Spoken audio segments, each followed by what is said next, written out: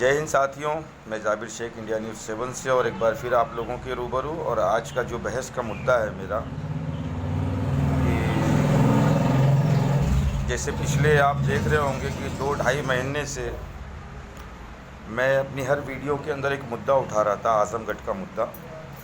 और हमने कहा था जिस तरीके से अलग अलग राज्यों से लोग अपनी घर वापसी कर रहे हैं, तो मैंने बारहा इस चीज़ से अवगत कराया सारे लोगों को कि अब बीमारियां शहरों से गांव की का रुख इख्तियार करेंगी। और उसकी जीती जागती मिसाल हमको देखने में ये मिली कि जैसे अभी मैं आज़मगढ़ ज़िले में मौजूद हूँ।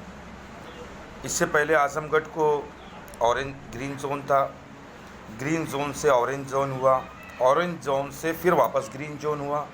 लेकिन जैसे ही अलग अलग राज्यों से लोग आने लगे, उस हिसाब से अगर देखा जाए तो 1, 2, 8, 10, 15, 20 आए दिन कोरोना के जो पेशेंट हैं वो बढ़ते ही जा रहे हैं, कम होने का नाम नहीं ले रहे हैं। तो आखिर इसका ज़िम्मेदार कौन है?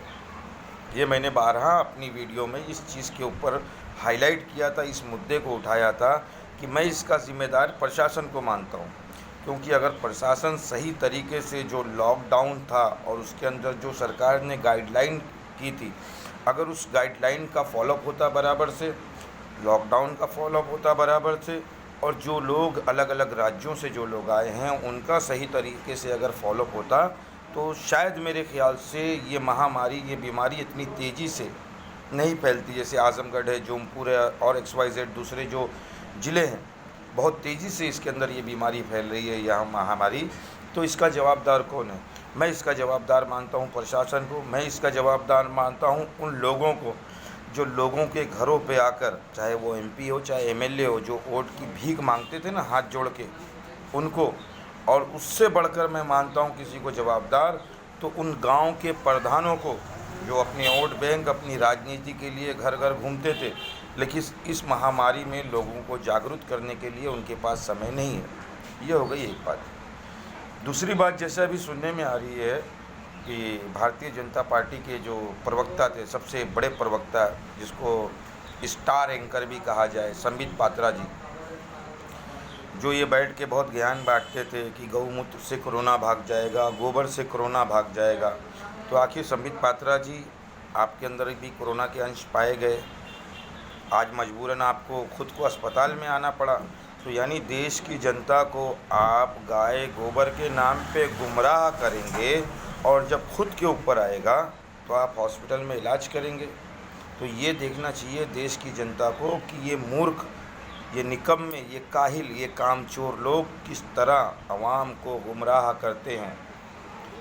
एक बात और ये भी आई कि जैसे ये कहा जाता है कि सोशल डिस्टेंसिंग बना के रखें, लेकिन हमने देखा कि फ़्लाइट के अंदर होना तो ये चाहिए था कि अगर 3 सीट की जो सीटें हैं तो एक इस कोने में पैसेंजर को बिठाते, एक इस कोने में बिठाते, और बीच की जो सीट है वो खाली रखते, जो सोशल डिस्टेंसिंग होती।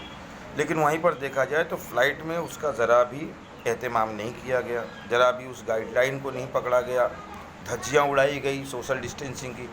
उसके बाद रेलवे के अंदर अगर हम देख लें तो रेलवे एक तो रास्ता भटक गई। सबसे पहली बात ये, हिंदुस्तान की जब इतिहास लिखा जाएगा, जब हिस्ट्री लिखी जाएगी, तब ये कहा जाएगा कि कुछ ऐसे महान लोग भी थे, कुछ ऐसे महान लोग भी थे कि उनके कार्यकाल के अंदर रेलवे अपना रास्ता भूल गई। एक बात, आम इंसान अगर रास्ता भूल जाए तो समझ में आता है, अरे भाई रेलवे भी वही, पटरी भी वही, सिग्नल भी वही, इंजन भी वही, ड्राइवर भी वही, फिर रास्ता कैसे भूल गए? अच्छा, वो रास्ता भूल गए, और उसके अंदर जो लोग थे, पैसेंजर थे, उन्होंने टिकट दे के पैसा लिया था, फोकट में तो नहीं लिया था। तो उनके खाने पीने का इंतज़ाम सरकार ने क्यों नहीं किया? और जो लोग उनको खाना मुहैया करा रहे हैं, चाहे वो किसी भी धर्म से हो, उल्टा उनके ऊपर केस हो जा रहा है। और उसके बाद जैसे अभी हमारे जो प्रधानमंत्री है माननीय श्री नरेंद्र दामोदर मोदी जी, उन्होंने 20 लाख करोड़ का पैकेज का ऐलान कर दिया। तो मेरा ये सवाल है देश की जनता से और मेरे देश के प्रधानमंत्री से कि हमारी जनसंख्या 135 करोड़ है, 130 करोड़ से लेकर 135 करोड़ की हमारी जनसंख्या है। अगर आपको पैकेज ही देना था तो 135 करोड़ जनसंख्या के हिसाब से 135 करोड़ का पैकेज दे देते, और हर भारतीय के अकाउंट में डायरेक्ट 1 करोड़ रुपया ट्रांसफ़र कर देते। और फिर आप लॉकडाउन लगाओ ना, 1 साल का लगाओ लॉकडाउन, कोई फ़र्क नहीं, सारे लोग उसका पालन करते। क्योंकि आज के युग में पैसा है तो सब कुछ है। लेकिन वो आपसे नहीं हो सका। आपने ज़बानी स्तर पे कह दिया 20 लाख करोड़ का पैकेज, तो 20 लाख करोड़ आखिर गया कहाँ? न लोगों को दवाएं मिल रही है, न जो लोग फंसे हैं उनको राशन मिल रहा है, न खाना मिल रहा है, न ट्रांसपोर्टिंग मिल रही है। कोई भी चीज़ किसी भी व्यक्ति को जिस तरीके से मिलनी चाहिए वो नहीं मिल रही। और उसके बाद आप देखें कि लोगों के जहन को भटकाने के लिए एक नया शोशा आ गया कि जैसे एक टिड्डों का कहर आया तो कहा गया कि पाकिस्तान ने टिड्डा गैंग भेज दी। तो मैं कहना चाहूँगा मेरे देशवासियों से भी और मेरे देश की सरकार से भी कि हमको भी चाहिए कि हम पाकिस्तान पे अटैक करें। अगर पाकिस्तान ने हमारे यहाँ टिड्डा गैंग भेजी है तो हमारा काम है कि हम अपनी चड्डी गैंग को वहाँ भेज दें। चड्डी गैंग समझ गए ना? आधी चड्डी। अरे मेरे भाई, वही जो देश की सेना के ऊपर सवाल उठा रहे थे, देश की सेनाओं पे तंज कर रहे थे, देश के वीर जवानों के ऊपर तंज कर रहे थे, नहीं समझे? आरएसएस, राष्ट्रीय सेवक संघ, जो ये कहते थे हमें सरहद पे भेज दो, हम ये कर देंगे वो कर देंगे। तो अब वक्त आ गया है कि चड्डी गैंग को पाकिस्तान भेज दिया जाए ताकि वो हमारे देश की बेइज्जती का बदला लें। अब ये सोचना आपको है कि क्या होना चाहिए, क्या नहीं होना चाहिए। अगली वीडियो में फिर आपके साथ मिलूँगा। तब तक के लिए जय हिंद, सावधान रहें, सतर्क रहें और मेरे YouTube चैनल को सब्सक्राइब करें और उसको लाइक भी करें। जय हिंद साथियों।